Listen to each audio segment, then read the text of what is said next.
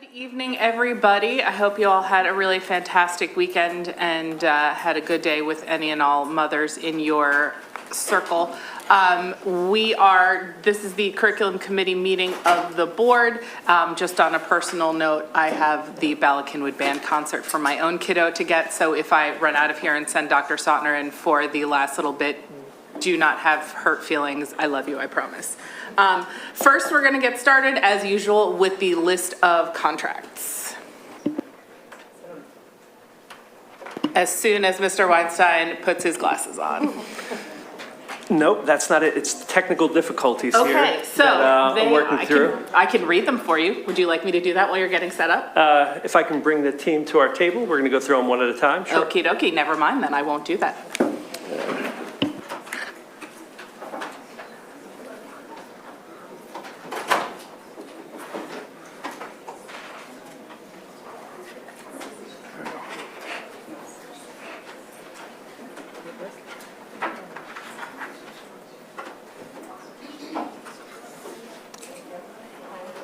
All right, we are in business. And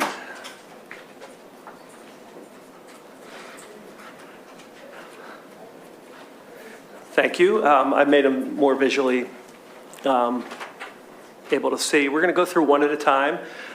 In May, we typically have the most approvals as we're approving for 26-27. The first one has the largest price tag. I'm going to turn it over to Katie Davenport to talk about in a moment, and we're actually going to have a presentation on that, so you're going to hear a little bit more about that before approval. So if you want to hold that one off and learn more about that. Let's hold off on the two that we're putting up for approval, and we'll do that after the presentation. That makes for sense. Each one. Yep. So I will go right into the second one, which is Campbell Biology in Focus, and turn it over to Katie Davenport. Sure. This is our core resource for AP Biology.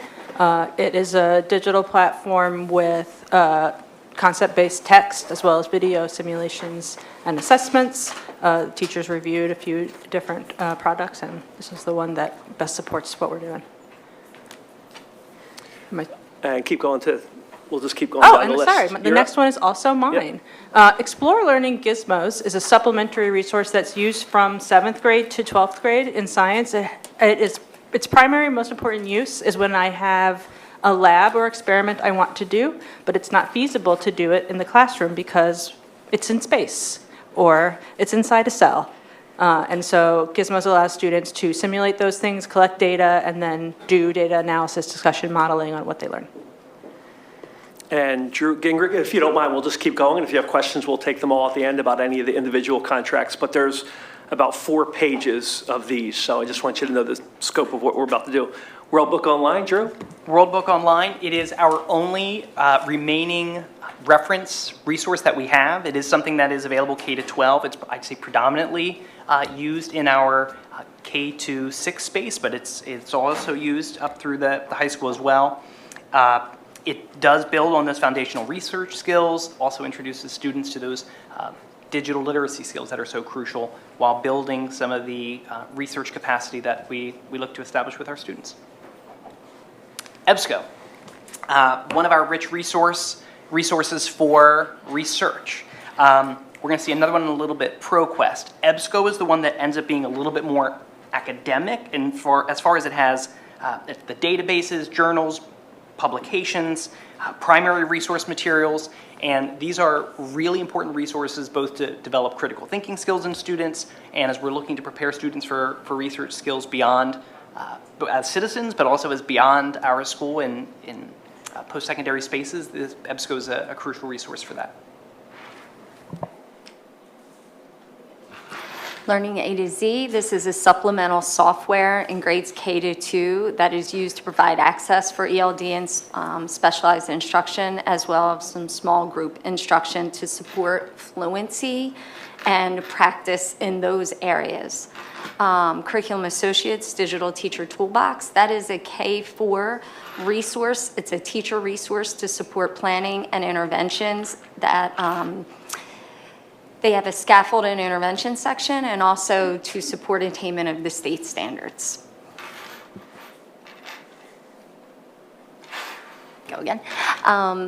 In Tier 1 and Tier 2 instruction, this would be for the adaptive diagnostic assessment. That is what that is for, to measure students' growth in reading and stretch growth.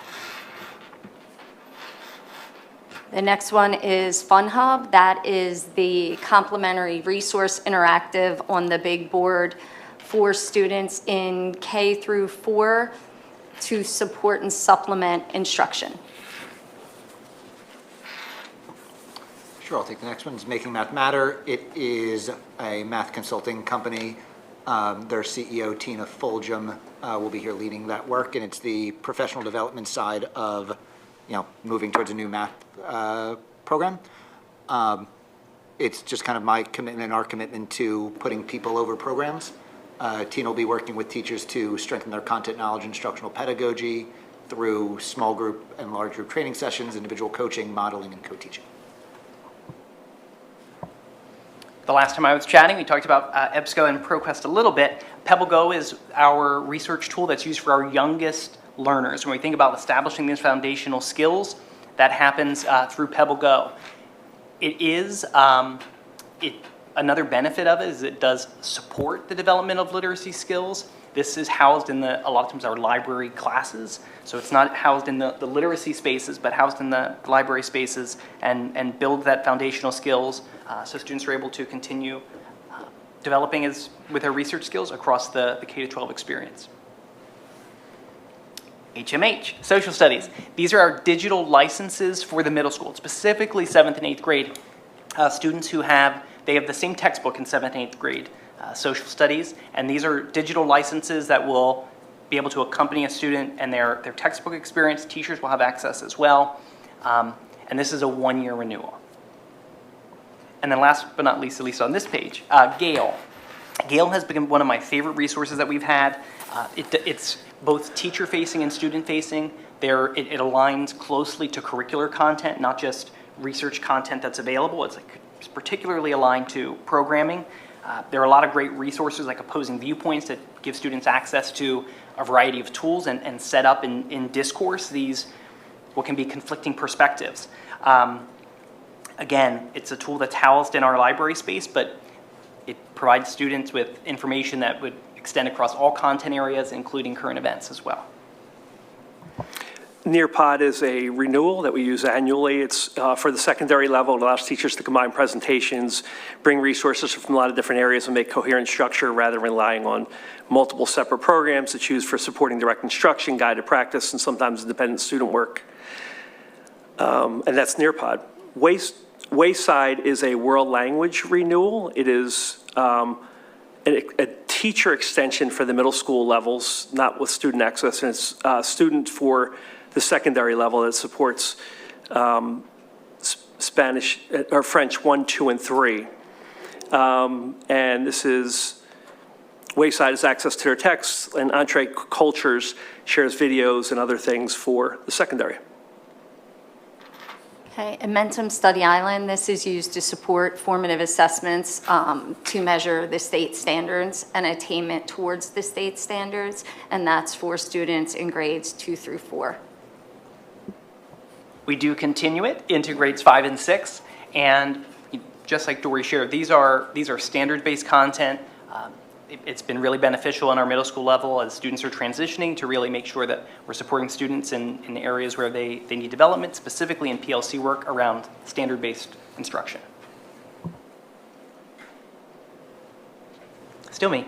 McGraw-Hill, we're going to skip for now. There'll be a presentation later. Turnitin is our originality programming to ensure that as students are constructing their written work, they're able to submit that through a programming tool that does a couple of things. One, it looks at like an originality report to see traditional ways of plagiarizing.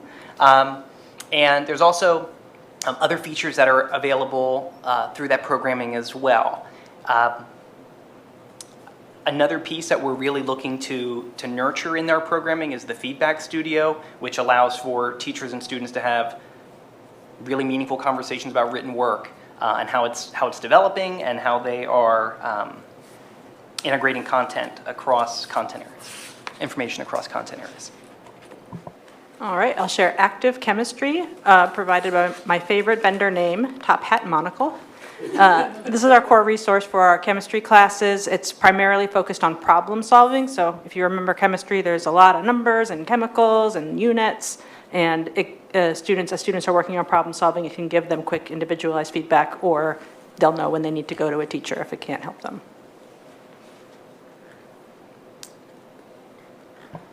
All right, I referenced ProQuest a little bit earlier. ProQuest is similar to EBSCOhost. Where it differs is that where EBSCO really leans into some of the rich scholarly work, the journal publications, ProQuest gives a lot of, more of the access from ProQuest is around like newspapers, historical archives, magazine publications that have been around for decades, and all of those resources are accessible.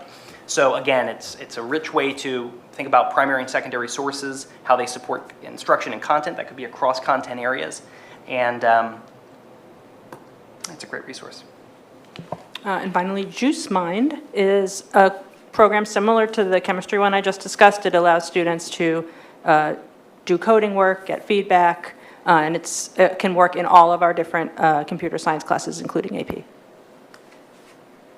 And questions on resources shared tonight? Fantastic, thank you. That was quite the rapid fire, get it all done. I appreciate that. Does anybody on the committee have any questions? I do. Okay, Abby, why don't you go ahead while Sarah's thinking? Okay, thank you. I noticed that there are addendums now for these contracts, which have to do with sort of a vendor assurance around privacy collection and privacy sharing and all that. And I have some reservations just based on everything that's going on with, there's lawsuits, active lawsuits with iReady, and I recognize that they're allegations. It's all very active, it's not proven. But in light of that, I have some concerns and some questions. So I'm curious if we have an independent sort of assurance system that we can put in place. It's nice to have the vendor assurances, but it's not, doesn't really feel thorough enough considering, yeah. And that's the process of solicitor review. So when we put something in solicitor review, companies and education companies will often give you their terms of service, and we take those, give it to solicitor review. It's often that it goes back and forth several times, and that's what our solicitor's there for, to make sure we keep it safe. We are aware of, we're following the news locally, so there was certainly extra attention put on that our solicitor wouldn't sign off on anything that would keep our data unsafe. Because I appreciate that, and that's one of the questions that I have is, it's, when you look at the addendum, it states that the vendor owns information, and then they can release it to certain people based on certain, based on FERPA and COPPA. And I'm curious how we navigate that and how a parent could or could not access that stuff. So, like, for example, the turn it in piece, I'm curious, when you said they could receive feedback back and forth, that's data that's being collected. I'm just curious how that would kind of translate to, essentially parent consent. Well, and they're a little bit out of my realm, but this is my understanding in researching this and trying to understand, and as these questions come up, is nothing identifiable to a student would ever be shared. That would be something that would be a no-go right away with anybody's name on anything. And we're also known to have some of the stricter back and forth redlining process with our solicitor. So that's why we engage with the solicitor over these contracts. I do know that the number one no-go is our students' information identifiable by their name would be put out there, or we wouldn't go forward. Sure. And it looks like Amy's trying to chime in. I could just say that the addendum ensures that they follow FERPA as well, which is part of why there is the addendum. I think that is really the answer. Yeah, I appreciate that. It seems a bit, when you read through it, when I was reading through it, it seems like who owns it is unclear. So I just wanted to kind of raise that and put it out as food for thought. So thank you. Sarah, do you want me to go, or do you want to go? Okay, I had quick ones. For the biology textbook, are there class copies, or is it only, sorry, I'm looking at you, Drew, that's the wrong person. Kitty, are there class copies, or is it only home copies for the kids? I did not order class set copies for every teacher, but if individual students need that, it's certainly something we can get. Okay, so that's not a resource that they need to have in the class building, or they would be expected to carry them back and forth? It's not a textbook, it's a digital program unless a Oh, student. okay, perfect. Unless the student needs a textbook, then we can get them I one. misunderstood. Perfect. That's my own middle school trauma of carrying like 40 pounds of textbooks back and forth on the school bus. Drew, with World Book and EBSCO, are they individual licenses or licenses for a whole school or licenses for the teacher? How does that work? You said World Book and EBSCO. Mm-hmm. EBSCO, Those are our two like research for the high school kids, right? so they Well, are. World Book is more younger grades, but it's K to 12. I'm certain that they are site-based, Okay. like building-based programming. Okay, so that- that that- would be for like library research, they would be Yes. on, okay, that makes sense. And then my last question, as we were talking about Turnitin, is one of the things that Turnitin filters for AI-generated text? It does, yes. Okay, I think that's pretty important in this day and age. You ready now? Yes. Okay, perfect. Sarah, go ahead. Just one quick one to start with. Can we add what you were showing us on board docs for tonight, the presentation that you had? Because it's not up there. Yes. The grid. write-up. Yep. Yeah, the spreadsheet. Yep. Thank you. I was trying to type it all up and Done. keep track. Yep. It was a lot. The contracts that are still under solicitor review, it seems like there are more this month under solicitor review than there usually are. Is there any reason for that? That there are so many more that are still under review? This is the end of the year, getting a lot of them in, the volume that's coming through. By the time they would get to a board meeting, we would imagine all of them would be complete. Okay. Yep. And then for ones that are under solicitor review, once reviews are complete, are we informed of the outcome? I feel like we say under solicitor review, we approve it, but then we don't hear the outcome, whether they're okay or things need to get changed at all. In the past, I don't think that we're notified of it. I think we would be notified if there was something that didn't go forward before we voted on it. Is that accurate? Yeah? Yeah, it would go back to the administration, and you'd either keep it on or you would take it off the next agenda. Yeah. And if there were addendum that were added, you'd already seen the material pieces. The addendum are always regarding something Yeah, I think more so, just- non-material, but that just protects you. Right, because it doesn't go on the business board agenda if it's still under review, correct? Or is that possible to happen?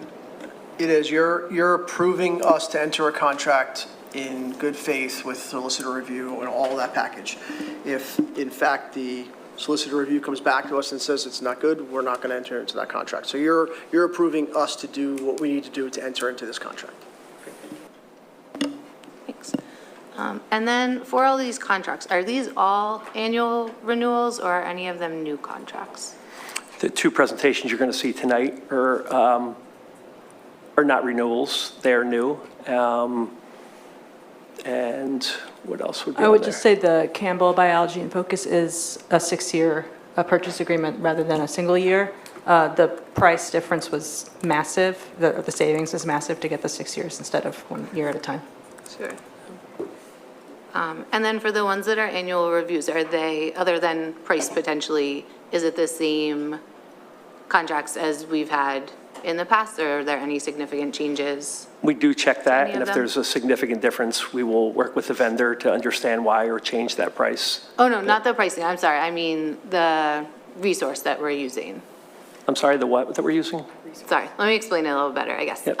So let's say, like, Explore Learning Gizmos, right? Are we generally purchasing the same product from them, the same, platform, whatever it is that we purchased last year? Are there any changes? In general, typically, it's the same reason we're purchasing it. Some of these platforms have advanced enhancements that they upgrade. Typically, one of the processes that we use is, and we've been doing this a whole lot, is looking at usage rate, making sure it's being used across the schools to the level that would warrant purchasing it again. If not, we look into that, and we have, in my short time here, we've discontinued some things that we use, and that's what we're always looking at. What is the purpose of it? Is it being used to support learning? Is it being used wide scale across the schools, whatever level that's doing it? And if not, we have eliminated some of the products, and that's what we look to do. Okay, great. Yep. Just a couple more, sorry. The Wayside Publishing, the 1-year extension for middle school and high school, is that because we're potentially looking at a different curriculum next year? We are. We're investigating textbooks in world language, and it's always a matter of working with the other disciplines, looking at the budget, and seeing what we're able to do. At this point, that made the most sense to extend that. We had 6 years with it, and it's a 1-year extension. Great. And then for the, Drew, for the HMH social studies, I think maybe I lost it in trying to type stuff. We currently have one textbook that covers 7th and 8th grade, Correct. and this is to supplement that textbook? So these are, so we have the textbook. These are the digital licenses that are associated with the textbook for Okay. students to have. That is student-based, not site-based. So we need to have those licenses for students to have access. Okay, so the textbook they have, and then they also have the Correct. online access? Yep. Got it. Thank you.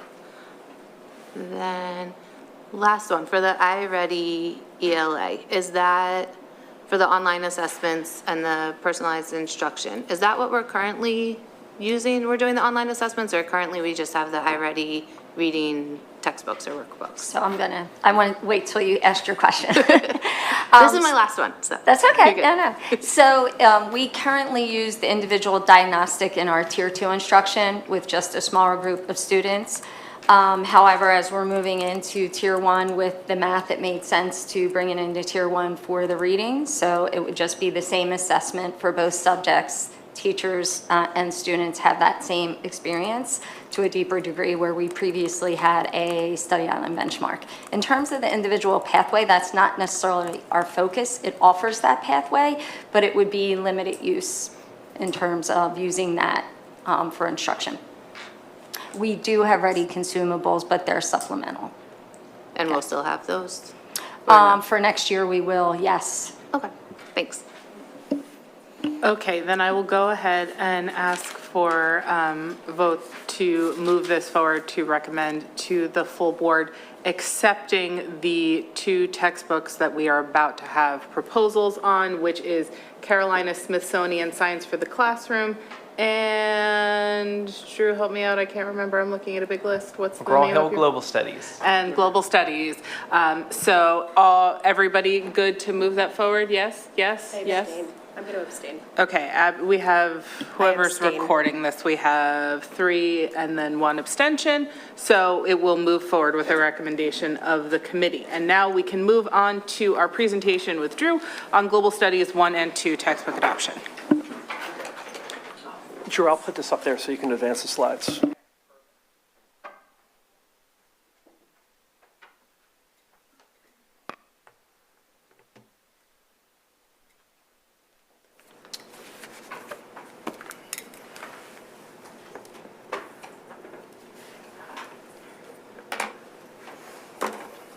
It's perfectly timed.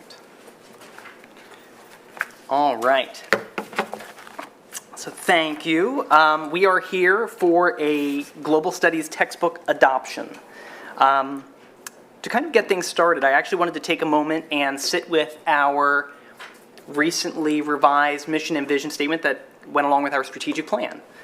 One of the things that I want to kind of highlight from this mission statement and vision statement is the things that we aim to achieve, this cultivating social and academic excellence, fostering well-being in all students, while encouraging creativity, critical thinking, and kindness. This is all an effort to produce students who are contributing citizens, they're lifelong learners, and they're ready for a rapidly changing world. The vision that goes along with that is this vision of academic excellence and inclusive values, innovative thinking, strong character, students who are equipped to thrive and make a positive impact in a rapidly changing world. And when I think about this, I always think about this visual that sits outside of our school, this enter to learn and go forth to serve. And specifically when we're talking about social studies, I can't think of a more important space to root our work in. When we think about the National Council for the Social Studies, their vision is a world in which all students are educated and inspired for lifelong inquiry and informed civic action. And to this end, they state that the primary purpose of social studies is to help young people develop the ability to make informed and reasoned decisions for the public good as citizens of a culturally diverse, democratic society in an interdependent world. In a lot of ways, these are discourses of democracy. With all of that shared, I want to name where we've been. So the textbook since 2015 that's been used in global studies is this program, Voyages. And there is the theme of movement, this journey of people or ideas, goods, and it uses a narrative approach to help students build to navigate their experience in global studies 1 and 2. So each chapter is framed around the story of a person who's traveled within a time period or region that's under discussion.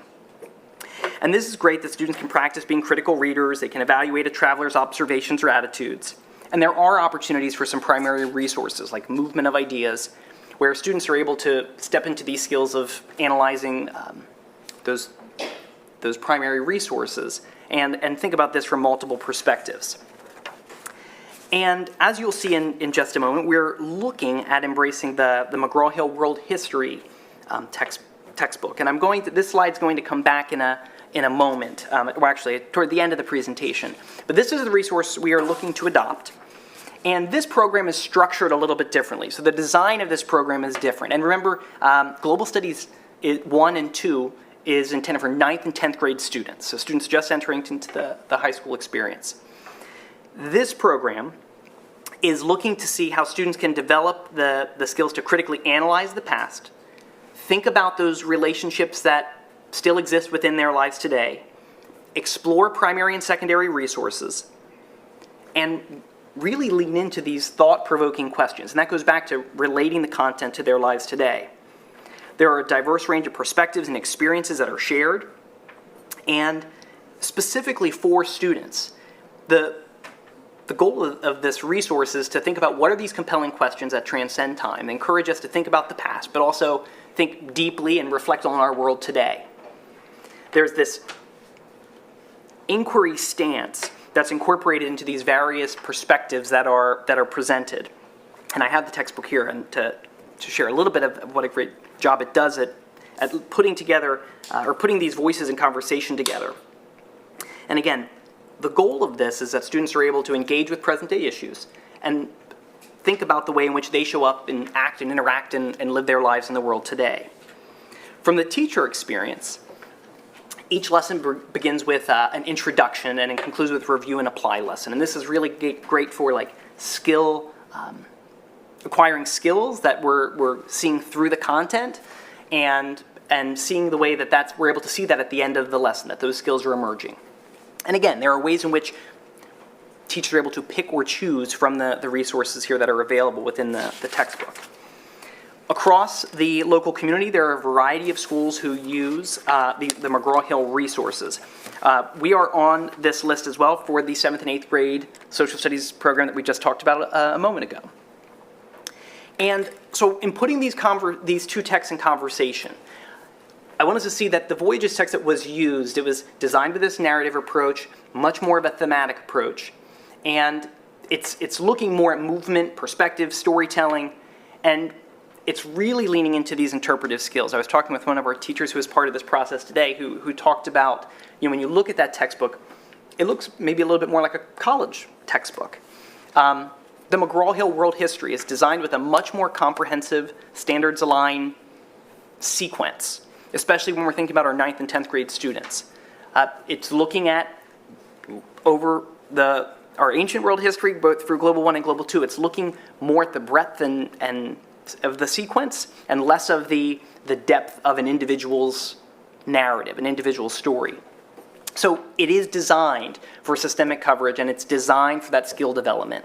So when I specifically say that I want to name, we have the social studies content that's happening, and then we have reading and writing skills, speaking and listening skills that we're looking to develop through that content. Because really, that's like an informational text course. That's really how I think about that in a lot of ways.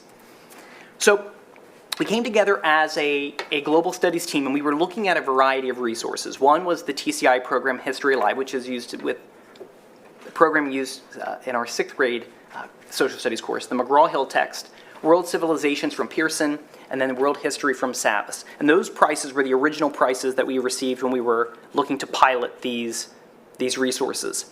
When we sat together as a team, there were 2 resources that we thought were worthy of piloting: the McGraw-Hill World History and the Savas World History textbooks.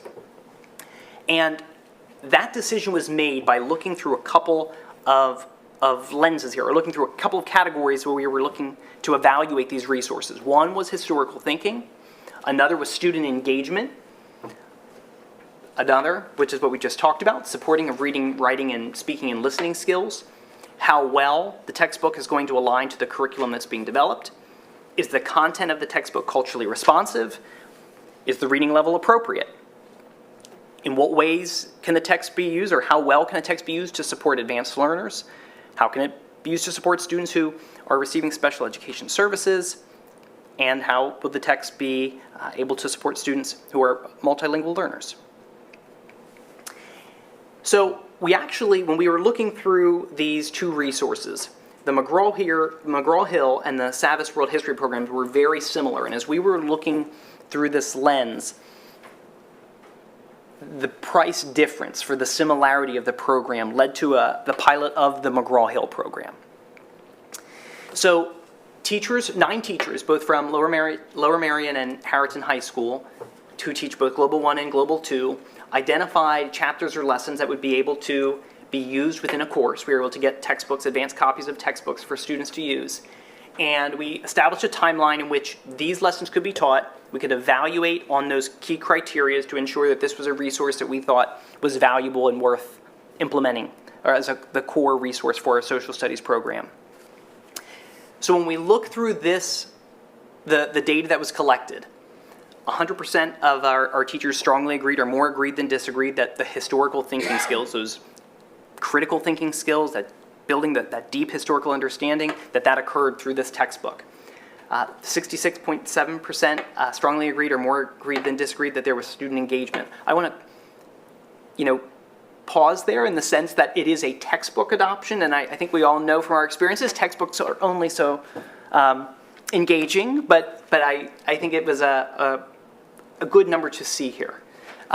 Looking at those reading, writing, and discussion skills that are developed across the social studies curriculum had strong alignment. It was a resource that teachers across both buildings really thought it had a strong alignment to our curriculum. So again, I just want to name the resources, not the curriculum itself. Sometimes you think of, you buy the textbook and you're moving through it lesson by lesson. That's not how our curriculum works. This is a resource to support the instruction of the curriculum. And 83.3% strongly agreed or more agreed than disagreed about the culturally responsive content of the text. The reading complexity was seen as a strength. It was neither too advanced or too low. Teachers thought it would support our advanced learners. There were some concerns about how the text alone could be used to support other students, and one of the things we've decided to do is there will be a small number of digital licenses that are adopted, but there will not be that student one-to-one district or digital license that's occurring. So here was some of the feedback that teachers had specifically on the piloting program. And I want to pull out a couple of these. I think one was the idea that there is something valuable engaging with the print version of the text. The richness of which I mentioned briefly, but there's the sections at the end of the chapters that talk about perspectives and blend primary, secondary sources and ask students to think about what is the comprehensive content that emerges from those sections, but then also what meaning do we make from that? How do we reach toward those analysis? How do we make meaning in the world today with what we're reading? Strong reactions from text complexity, and also the ways in which students were able to engage with the text and have meaningful conversations in the classroom. One teacher and I wanted to just kind of pull this piece out because I thought it really captured the strength of what emerged from the pilot that was from the data, and this gave some qualitative feet to it. It's a strong textbook. It's accessible, provides the right amount of rigor, and able to move through the content in a way in which we're able to cover more ground through Global Studies 1 and 2. That was a shift that we were trying to hope to achieve. There was a strong overview of the topics. It lays a strong foundation and allows us to then use some of our other resources to dive deeper into specific people and events, which is one of the things that Voyages did well. And we were able to do that through our supplemental resources, which many of which were just approved now. And as this teacher shared, I've liked what I've seen from these primary sources and extension activities, and that feeling will only grow through time spent with the textbook. So we are coming to you for approval of the textbook to move this forward for next school year. It will be for 9th grade and 10th grade social studies courses, Global Studies 1 and 2. The cost is, I want to note, for this July 1st, the July 1st purchase is actually $75,548.70.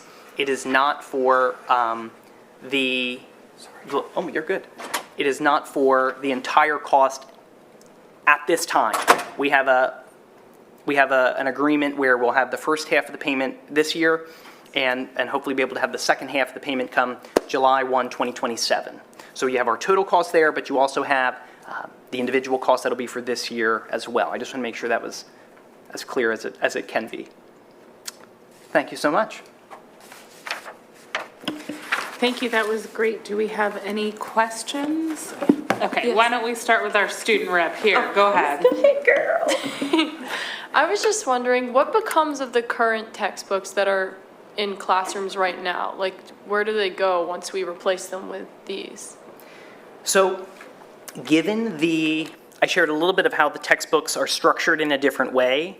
I actually think one of the things that I'd be most excited about here is these textbooks can actually be used as text sets, and there are pieces of them that we can say, like, hey, these were valuable sections. Mm-hmm. How can we pull those and make sure they're still a part of our learning experiences? Because no one textbook is ever going to be everything we want it to be. Definitely. So I think the fact that we can put these texts in conversation with each other, especially because it was from 2015, so I think just even given the time that we've gone through, it could be a really rich opportunity to put these texts in conversation with each other.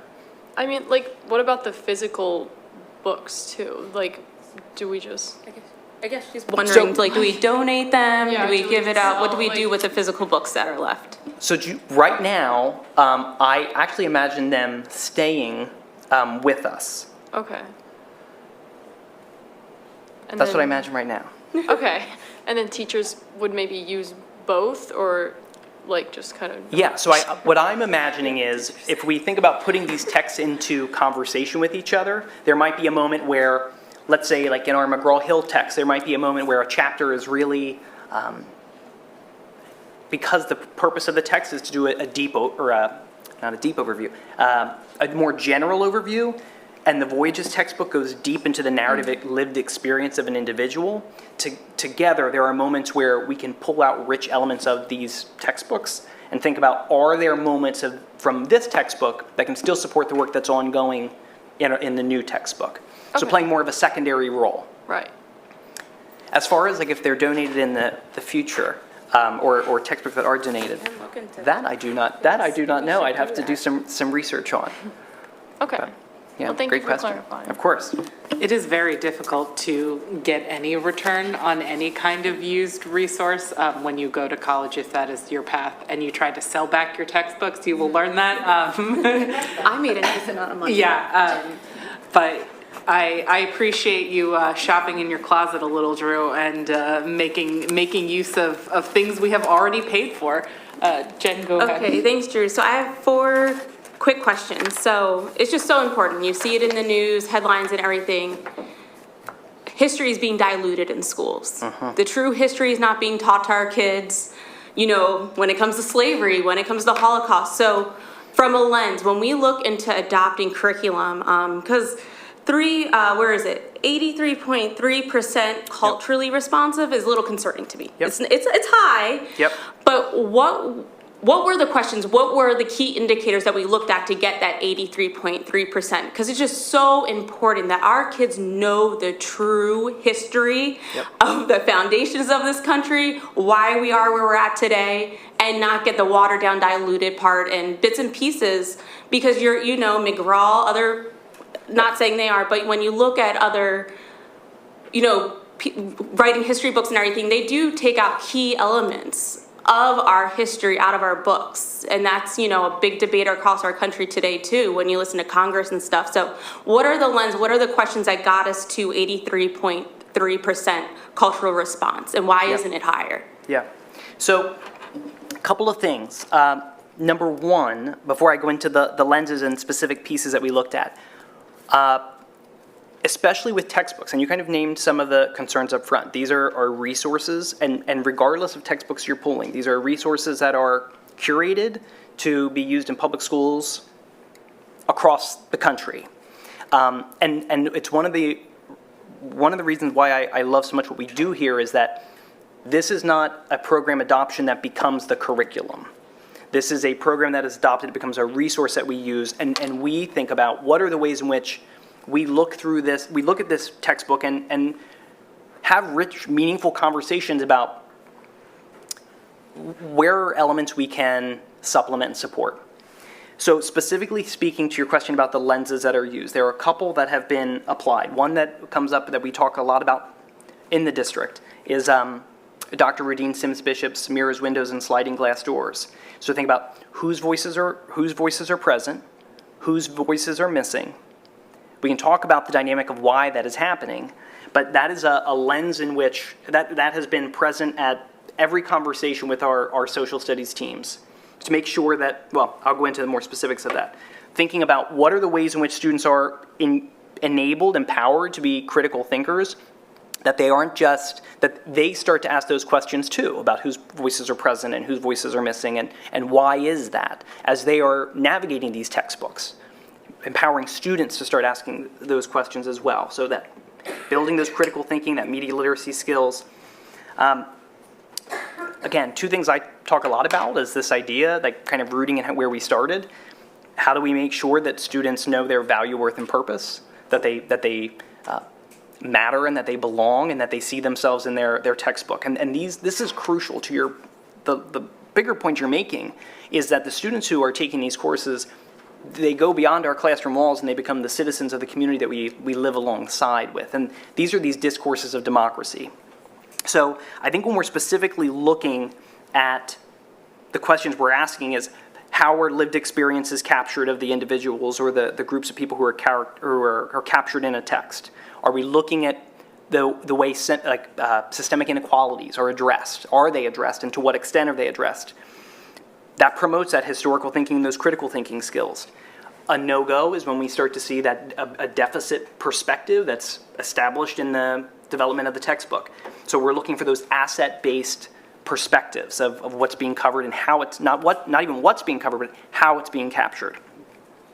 Thinking about those multifaceted views and perspectives, how are they presented? How are we looking for authentic voices? And how are we seeing that occur both through those primary and secondary resources? And that's something that this textbook does a really rich job with, especially at the very end of the chapter, to make sure those conversations are happening. Accurate representations are a requirement, especially looking at those histories of groups of individuals who had their histories marginalized, pressed to the sides. How are we bringing those to the forefront of the work that we're doing? Cultural relevance is prioritized. Where are students from diverse backgrounds? How do they see their heritage not just captured appropriately, but in a way that affirms that value, worth, and purpose, that respect? And something, again, that the group has come back to over and over and over again in the social studies teachers, and I know Dallas is here as well, one of our teachers from Lower Merion, and one of the conversations that I'm so proud of them for constantly bringing up is, so often these textbooks can be very Eurocentric from that European or Western lens, and how do we make sure we're not falling into that space? And that is something that, I promise you, is very near and dear to my heart, and it's very near and dear to the department as a whole.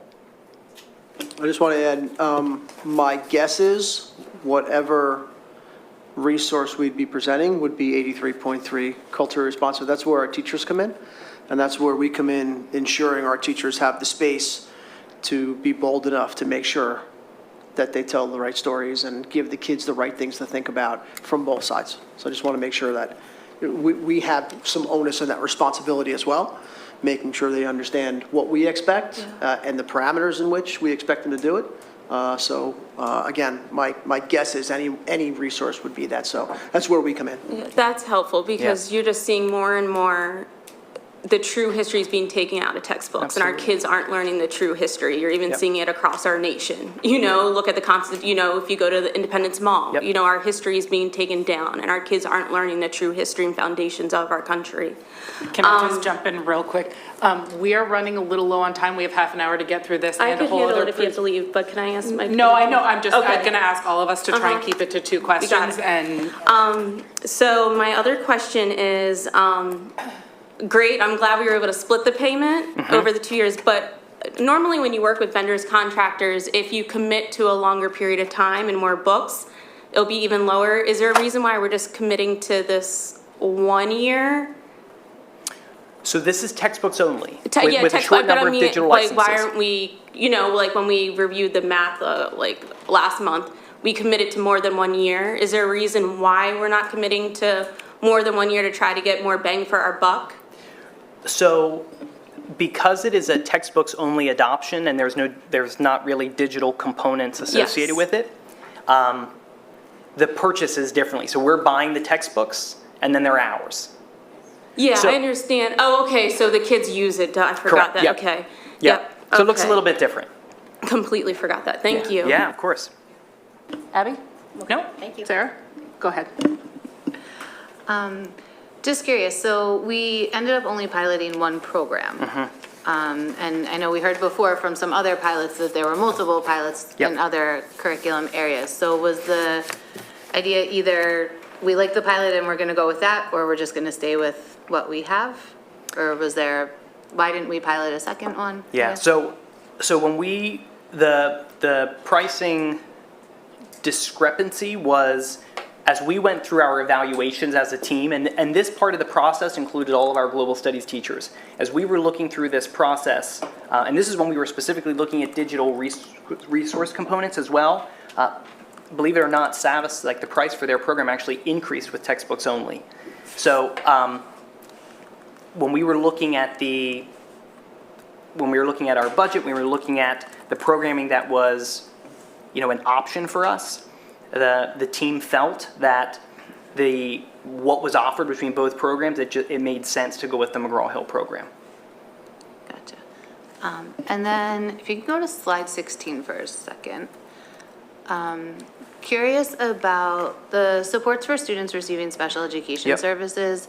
It looks like there was nobody that strongly agreed that support Yep. was there, and it's more kind of 50%.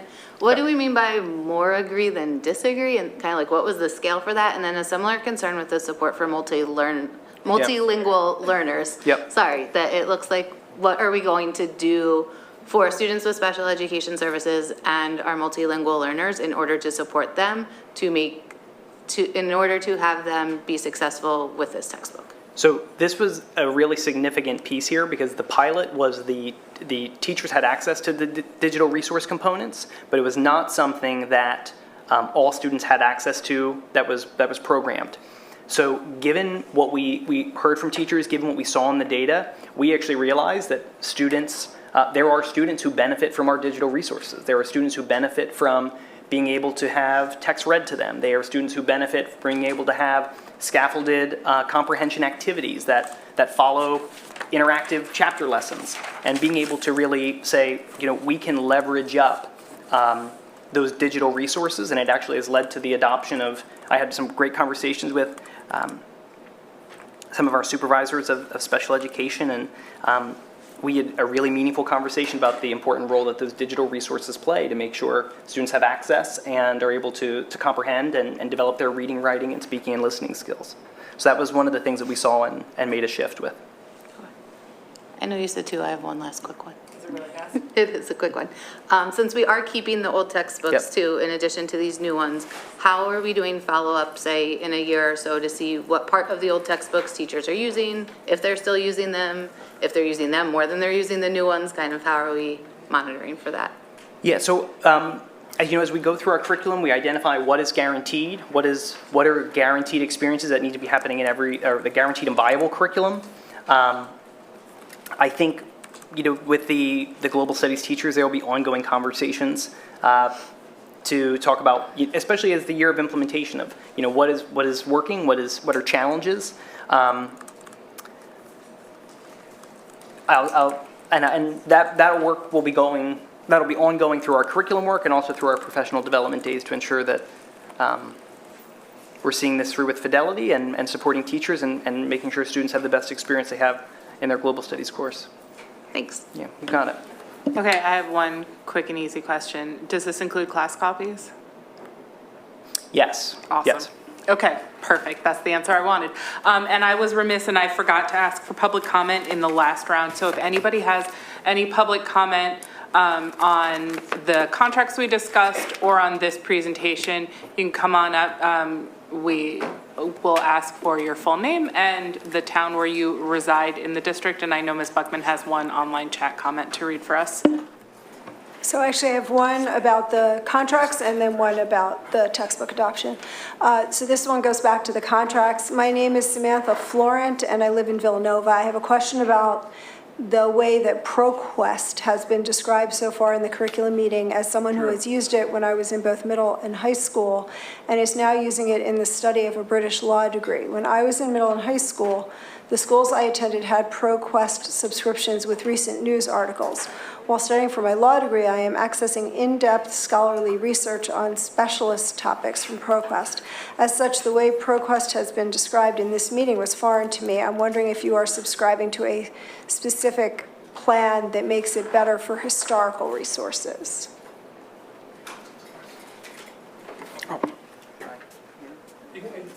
You can go at any microphone, whatever works.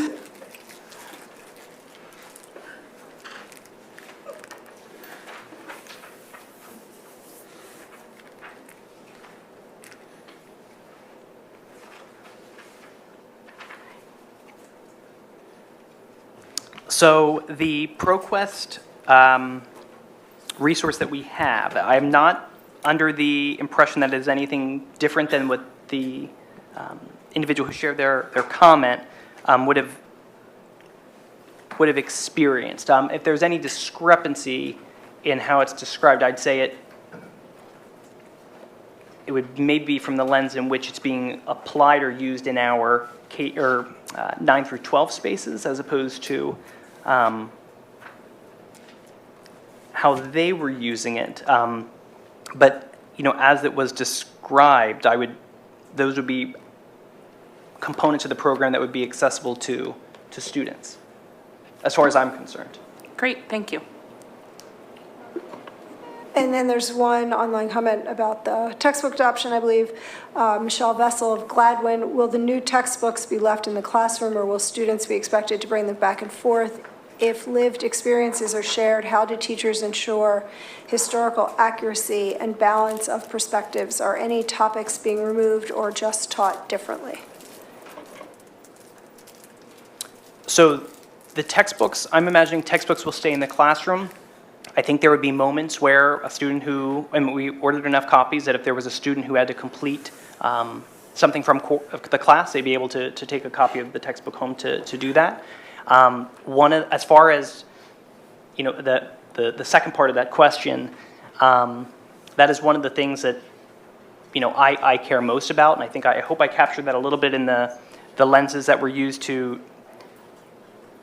evaluate the program. And I think the other piece I'd say is the perspective section that they have in the textbook, I think do a really nice job of ensuring that multiple perspectives are presented without compromising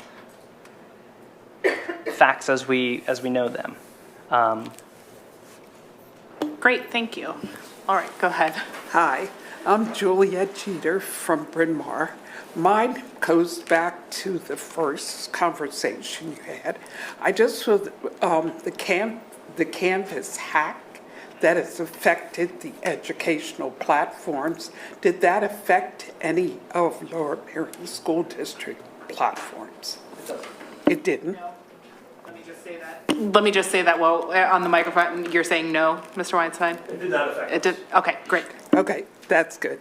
And this new global history, is this an inclusion of all the ethnicities that are out there? Are any ethnicities missing from this history? I have not touched this textbook, and I won't speak for it, but I can say that emphatically, no book will encompass every ethnicity. I mean, Drew can speak more clearly to that, but I can say that if we're looking to try and get every single ethnicity on the planet, you're gonna be very hard pressed. I would say like that's the moment where I would underline what Dr. Minnelli shared as far as no textbook is going to be everything that we want it to be, especially in global studies and social studies generally. It is, I can promise you, it is the values of both the district and myself and the teachers to make sure that through our social studies program, all students are able to see those mirrors. They see themselves reflected in the textbook. Okay. They see into the experiences of others, and they are able to engage in conversations of where those worlds act and interact with others. Okay.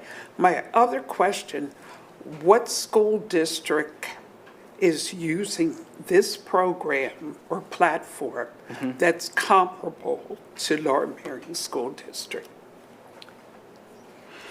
Mr. Weinstein's going to pull up a slide. There was a slide in the presentation. We had a whole list of local school districts that are using that. Slide 8 had Rose Tree Media, TE School District nearby, Upper Moreland, Unionville, Chadds Ford, Westchester, Colonial, Lower Moreland, Phoenixville, Abington, and Kennett. Okay, so really like TE, I don't know a lot about the other school districts, but I know TE. Does Radnor use this too? I do not believe Radnor does. Okay, thank you. Thank you. Crystal Blunt Ardmore. I have a question about the active chemistry. Is that a program? Like, for instance, if I remember correctly, when my daughter was in school, the active chemistry was for students who did not quite have the math background to do chemistry. I know what program you're And- thinking of. It's a different program. This is AKTIV, not ACTIVE. ACTIVE was project-based chemistry. Yeah, that was less mathematical and more conceptual. This is a totally, completely different program. It's actually based around mathematical problem solving. Okay, because I wanted to make sure that was clear, because I know those students did not have the math background to do a regular chemistry class. Yeah. And that showed up on their transcripts when they transferred for college. No, this is a different program than that. I'm just making sure, keeping y'all honest. Hi, I'm Kara Herman from Bala Kinwood. Regarding the textbook purchases, I just wanted to ask if someone could clarify to the community what the timeline is, if it were to move forward, in terms of, I know there's some training that happens with teachers and staff before it's actually in use by students. I was hoping you could clarify that for the community, please. So this textbook will be for adoption for the start of next school year for Global 1. Students who went through Global 1 this year as ninth graders will continue into Global 2 for the program as it is. Students who are eighth graders this year going into ninth grade will be the first group to experience this in Global 1. They will then, it'll be onboarded in Global 2 for their experience. So it's just for a cohesive experience for both cohorts of students. Thank you. Great, thank you. Can I have from the board all in favor of moving this forward, recommending it for adoption to the full board? Yes, yes, Jen? Yes. Yes, Sarah, yes?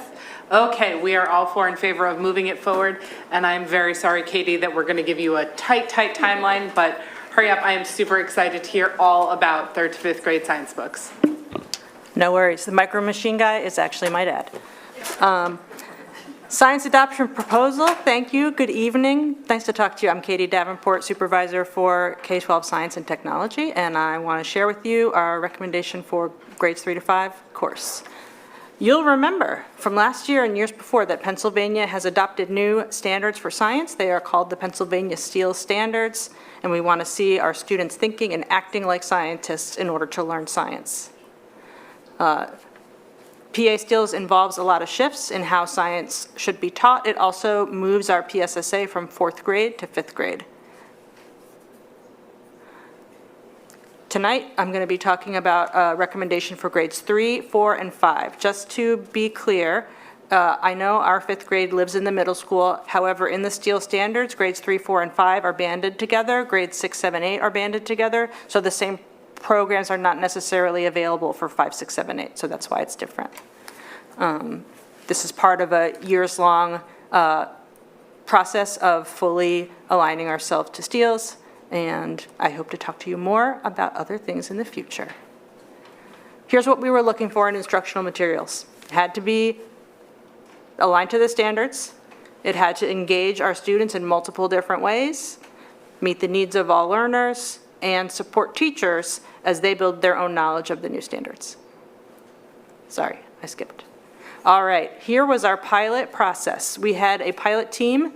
In 3rd and 4th, it was 1 teacher per grade per school, and in 5th, it was 2 teachers per grade per school, and some of these pilot teachers are here tonight. You'll hear from them in just a little bit. We started with 4 programs, all of which were externally validated as being aligned to the standards. I didn't want to put anything in front of them that wasn't, so they started with that. They scored them on a rubric, and we selected Smithsonian Science for the Classroom and Twig Science to go forward into classroom pilot. I got to plan a controlled experiment, which was very exciting. So last time, in our last science pilot, I remember one of you asked me, well, what if one of the programs had a really exciting topic and the other one had a boring one? Well, I didn't want that to happen.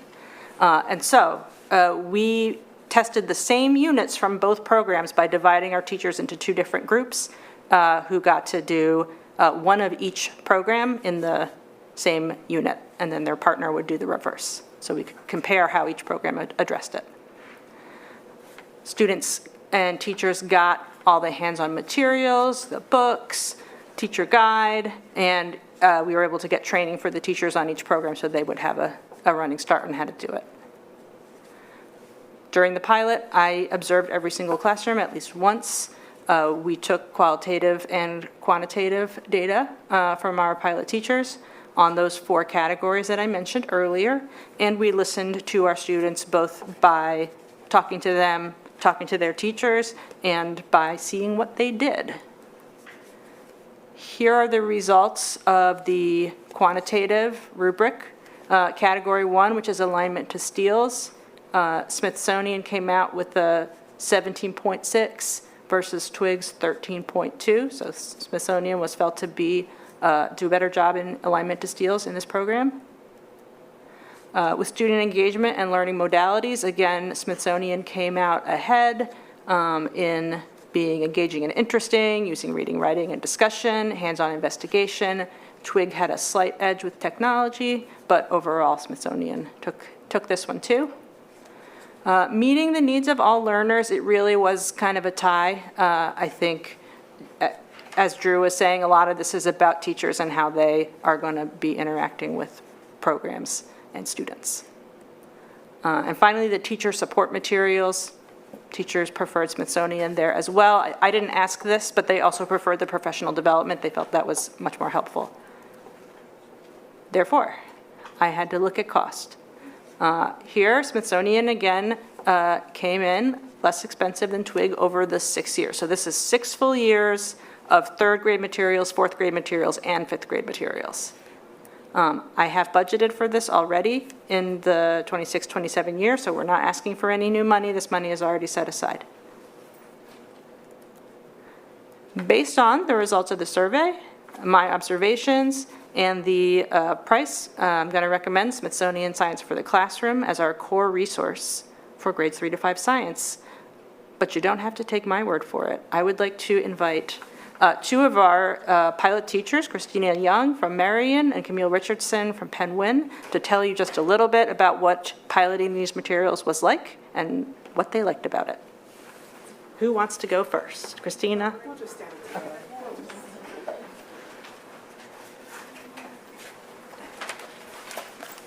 Good evening. Thank you for having us. I'm Christina Young. I teach fourth grade at Marion. I've been here since 2015.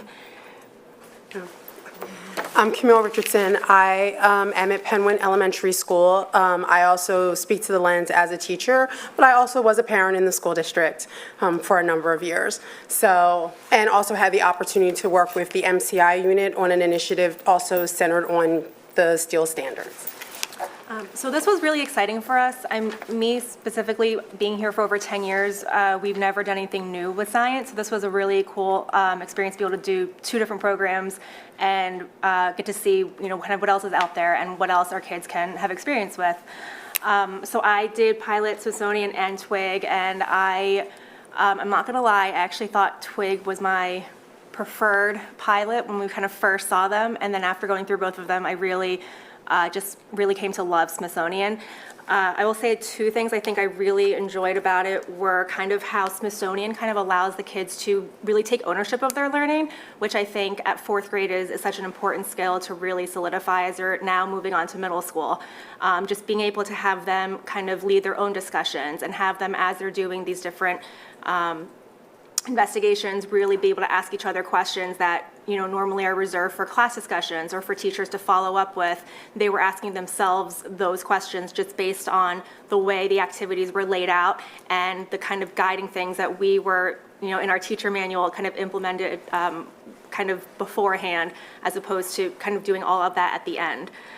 So I think the one way that they do that is they give you student activity books. So in the past with our science units, we've had to model a lot and kind of do a step-by-step just demonstration of how to do certain investigations. Whereas with this pilot, we were able to kind of give a general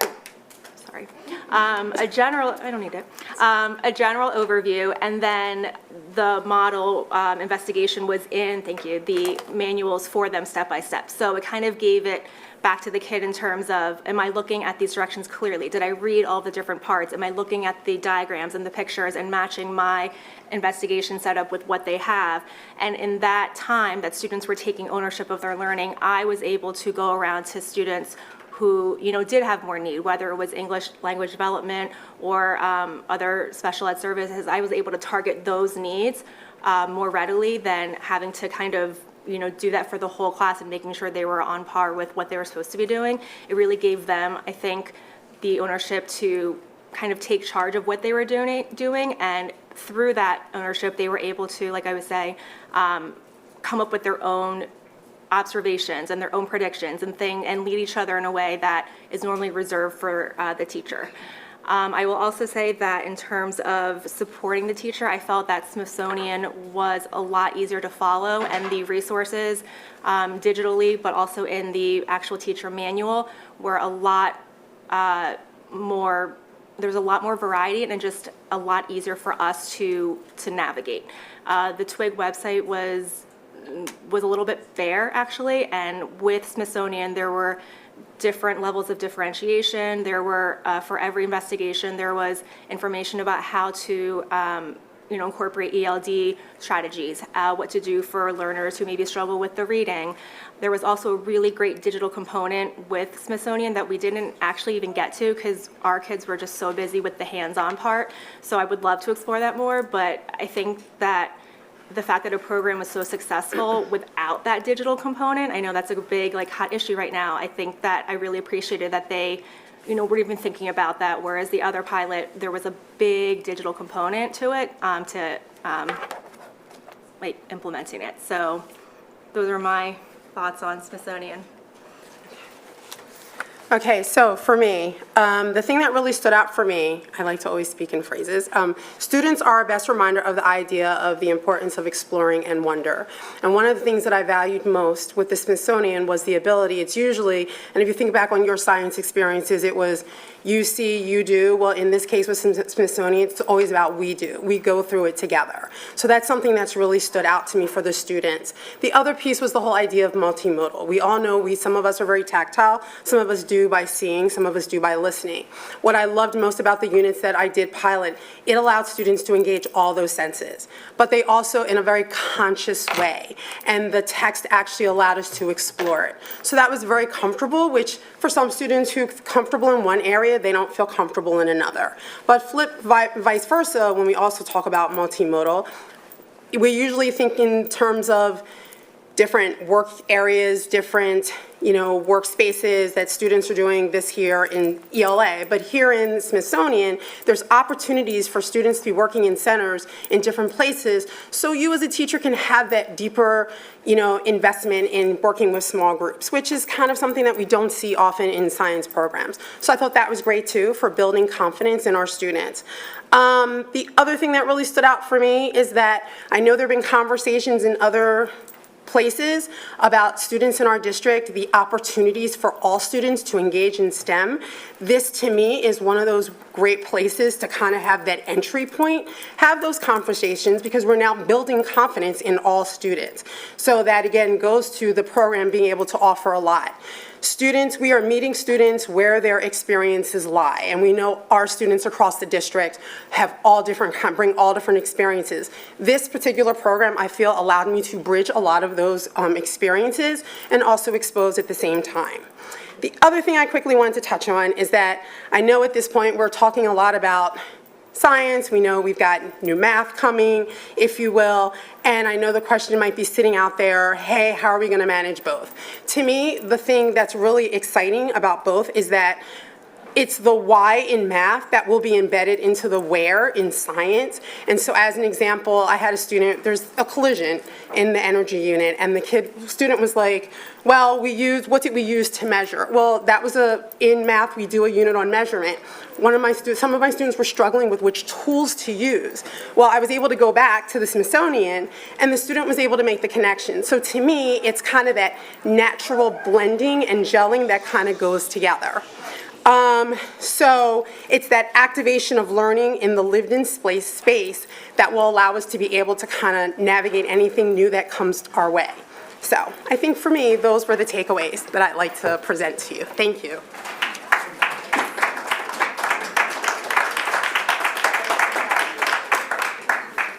Thank you both so much. We talked to a bunch of other districts who are implementing in the area. This is our list. And we got great reviews from them. My PD plan will start with some training for all teachers and more intensive training for my science reps, and that'll build over the next 2 years. With monitoring, I want to monitor two things. Are you implementing the curriculum as designed? That's your fidelity of implementation. And are you getting the results you want? That's program effectiveness. And so I'll be monitoring both those things over the year. I want to give a big thank you to all of my pilot teachers and their students who tried 2 new things this year. That is the end of my presentation, and I will take your questions in the time that remains. Thank you so much. We are absolutely strapped for time. Does anybody have an essential can't live without it question? Yes, I do. Okay, I have to go to make the BC band concert. I would like to vote yes for this. You lead us home. Everybody did a great job. Thank you for all your hard work. Thank you for the presentation. As always, you always have so much information in them. And I also really appreciate acknowledging that science and math will both be new for 3rd and 4th grade teachers, because that was something that I was going to bring up. Just being mindful of that. I guess you and Mr. Dr. Schwartz are going to be vying for We're PD talking time about it now, yeah. next year. Is there a textbook as well, or it's just the consumable workbooks? Oh, I'm sorry. Smithsonian does not have consumable workbooks. It has a permanent book. Which is not really a textbook. It's not for reading. It's instructions on how to do the experiments. Gotcha. And then with this change, is there any change to how science fits into the elementary schedule? Like, is there a dedicated block? Thank you for asking science this. I forgot instruction to every say. day, or Yes. how's that going to work? So, Dr. Martin Patone and I collaborated to allow for social studies to be integrated into the ELA block and allowing us to do science every day in elementary school. Yes, we got more time for science, and we now got some great stuff to put in that time. Great, thanks so much. Thank you. Any public comment, Amy? This is more general, not specific to this agenda item. A comment from Adrian Seltzer of Wynwood. There is no way to review all the items listed when the agenda is put out only a couple days before the meeting. Any public comment for Katie before, come on up? We got this. We're serving our community, board. Sorry? Not yet. Thank you, and as you prepare to go to the microphone, just state your name and where you reside in the Lower Mary Narberth community. And those coming up, we're still in curriculum, so if you're Yes. signing up, this has to do strictly with curriculum. We have not transitioned to our policy meeting. Yes, I'm aware. Thank you. My name is Subhashini. I'm Balakinwood. I have a couple of questions here. On the Smithsonian, are there workbooks, record notebooks that children have a way of recording their experiments, observations? Yes. So it's not a workbook like printed out that you fill in. Right. Instead, there are template notebook pages. Right. Students paste into their composition book and they can write. The elementary teachers actually felt this was preferable because it gave students more varied ways to express what they knew. And this is something that they can hold on to for Yes. a bit? Okay, Yes. that's great. They can take it home. Yeah, that's great, yeah. And then I think it's a good thing, right? McGraw-Hill World History, I think it's textbook-based, it's a very well-reviewed program. Smithsonian Science Curriculum, I had the ability last weekend. I went through the program, very well-reviewed program. How is the impact of these curriculum changes going to be measured over time? Are there any KPIs? What is the goal? What is the assumptions with which we're working on this, right? Yeah. Is there a hypothesis that we're working, X amount of students will score, X percentage above in scoring? Or what is the KPI and the outcome that we're looking out for? In the first few years of implementation, I'm not looking for a Okay. result on the Okay. PSSA. What I'm looking for, number one, are the teachers able to implement the curriculum as designed? If not, that's the first problem I have to solve. Right. Secondly, am I seeing early indicators like students talking about their own science ideas, using evidence, engaging and making decisions about scientific processes and practices? So yeah, I have, and I haven't fully developed that out, but yes, there are indicators of good science learning that eventually should result in higher achievement, but PSSA is not the be-all, end-all of science knowledge. Right. Agreed. And are you planning to publish them over time and have a review of them every year I or have every not couple thought of about years? that. Yeah. Maybe something that you could take back and then, report back to the community. Because I think it's important that That's we know very what is interesting. I'll think about that, yeah. what is the outcome of the money that we're spending and what children are learning. Okay, and then we have time for one more. I'm sorry, we have to Okay. transition to policy. Interesting question. There's a parity with which what we see around these curriculums, the feedback and the reviews of these curriculum.